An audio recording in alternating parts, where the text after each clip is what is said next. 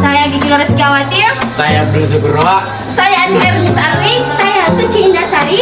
Dan saya Muhammad Fajri Farudin. Pada kesempatan kali ini, saya akan mempresentasikan pengaruh cahaya, terang dan gelap pada tumbuhan kacang hijau. Silahkan disimak baik-baik videonya berikut ini. Dadah guys! Latar belakang. Setiap makhluk hidup akan mengalami proses pertumbuhan, begitu pula dengan tumbuhan. Tumbuhan terbagi menjadi dua jenis, yaitu tumbuhan monokotil dan dikotil. Salah satu contoh tumbuhan dikotil adalah kacang hijau. Dalam proses pertumbuhan tanaman tentunya dipengaruhi oleh beberapa faktor. Salah satunya adalah intensitas cahaya. Banyak orang mengatakan bahwa jikalau kita meletakkan suatu tanaman di tempat yang terkena sinar matahari, maka tanaman itu akan tumbuh dengan subur. Tetapi, masih banyak juga orang yang mengatakan bahwa jikalau kita meletakkan tumbuhan itu di bawah sinar matahari, itu hanya akan menghambat pertumbuhan tanaman itu sendiri. Berkaitan dengan hal tersebut, perlu diadakan praktikum untuk mengetahui pengaruh cahaya matahari terhadap pertumbuhan kacang hijau. Rumusan masalah. 1. Apakah perbedaan antara biji kacang hijau yang tumbuh di tempat terang dan tempat gelap? 2. Bagaimana pengaruh cahaya terhadap pertumbuhan biji kacang hijau? Tujuan. 1. Mengetahui pengaruh cahaya terhadap pertumbuhan biji kacang hijau. 2. Mengetahui perbedaan antara biji kacang hijau yang tumbuh di tempat terang dengan yang tumbuh di tempat gelap. 3. Mengetahui antara kacang hijau manakah yang lebih cepat tumbuh. Manfaat. Hasil dari penelitian ini diharapkan dapat memberikan informasi kepada masyarakat mengenai pengaruh cahaya terhadap pertumbuhan tanaman, terutama kacang hijau, agar tanaman yang dihasilkan mendapatkan kualitas yang baik, sehingga tanaman tersebut dapat memberikan keuntungan. Landasan teori. 1. Pertumbuhan dan perkembangan pada tumbuhan. Pertumbuhan adalah pertambahan ukuran seperti panjang dan massa secara kuantitatif yang dihasilkan. Dan pertumbuhan jumlah sel dan bersifat irreversibel atau tidak dapat kembali. Perkembangan adalah proses menuju kedewasaan secara kuantitatif terhadap pengembangan tubuh organisme. Pertumbuhan dan perkembangan diawali dengan perkecambahan. Perkecambahan dibagi menjadi dua, yaitu epigeal dan hipogeal. Perkecambahan epigeal adalah apabila terjadi pembentangan ruas batang di bawah daun lembaga atau hipokotil. Sedangkan perkecambahan hipogeal adalah apabila terjadi pembentangan ruas batang teratas sehingga daun lembaga ikut tertarik ke atas tanah. 2. Pengaruh cahaya matahari. Tumbuhan memerlukan jumlah cahaya yang berbeda untuk proses fotosintesis.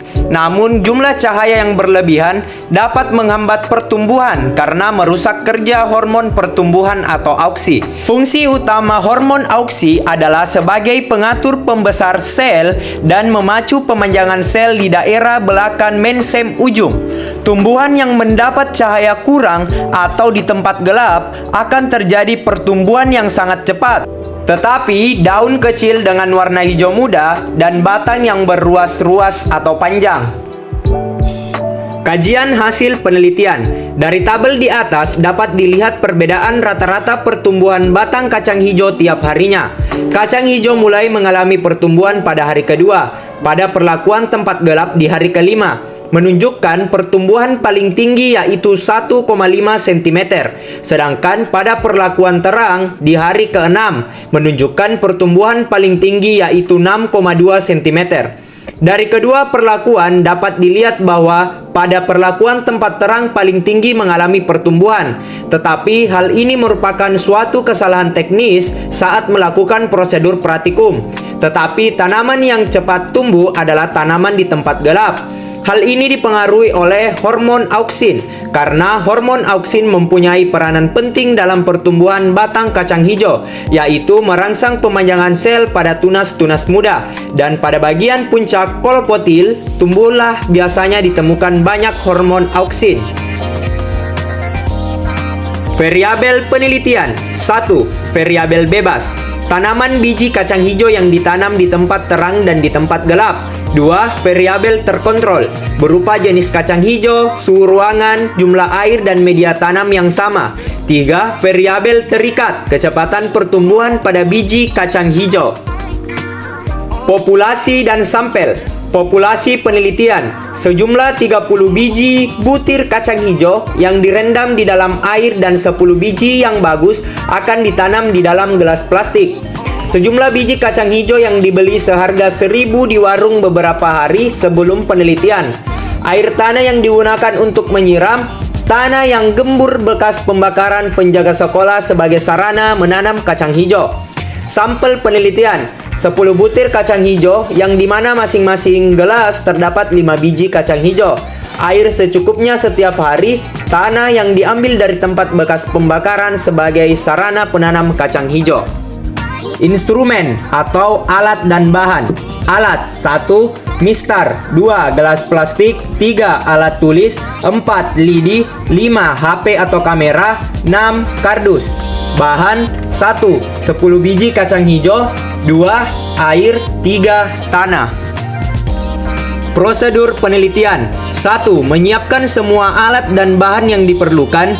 2. Merendam biji kacang hijau yang akan ditanam selama kurang lebih 24 jam. 3. Memasukkan tanah subur ke dalam botol plastik. 4. Menanam masing-masing 5 biji kacang hijau pada kedua botol plastik. 5. Meletakkan 1 botol tanaman ke tempat terang atau cahaya dan 1 botol di dalam kardus atau gelap. 6. Memfoto semua biji kacang hijau dari hari pertama hingga hari terakhir. 7. Melakukan pengamatan dan penyelesaian selama 5-7 hari terhadap pertumbuhan tanaman kacang hijau.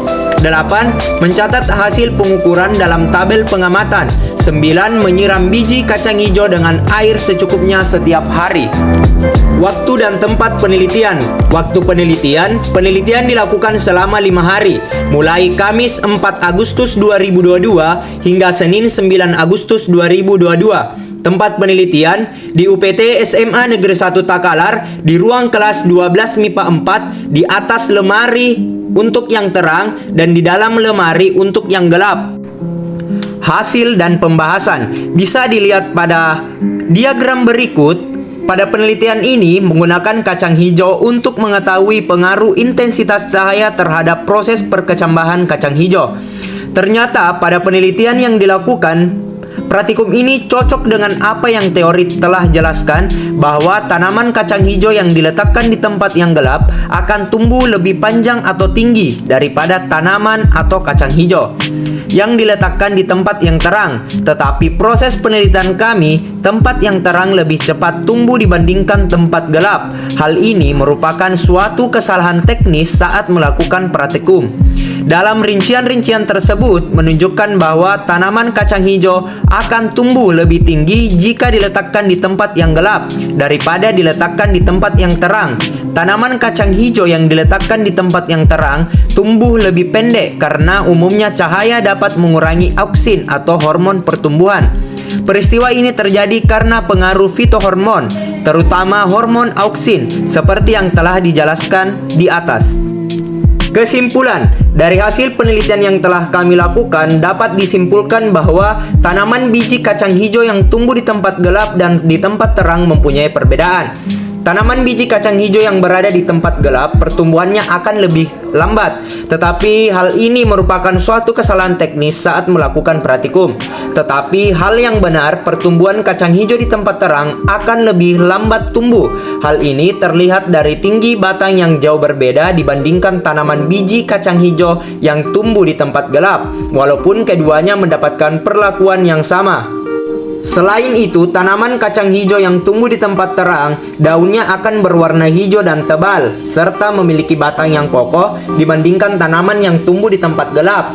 Tanaman biji kacang hijau yang tumbuh di tempat gelap mengalami peristiwa etiolasi. Hal inilah yang menyebabkan pertumbuhannya lebih cepat dibandingkan tanaman yang tumbuh di tempat terang. Saran, saat memulai penanaman hendaklah memperhatikan semua prosedur praktikum agar sesuai dengan hasil yang diharapkan. Dalam melakukan pengukuran terhadap tanaman biji kacang hijau, diperlukan ketelitian agar data hasil pengamatan lebih akurat, yaitu dengan menggunakan alat pengukur yang sama dan waktu pelaksanaan pengukur yang terjadwal dengan baik.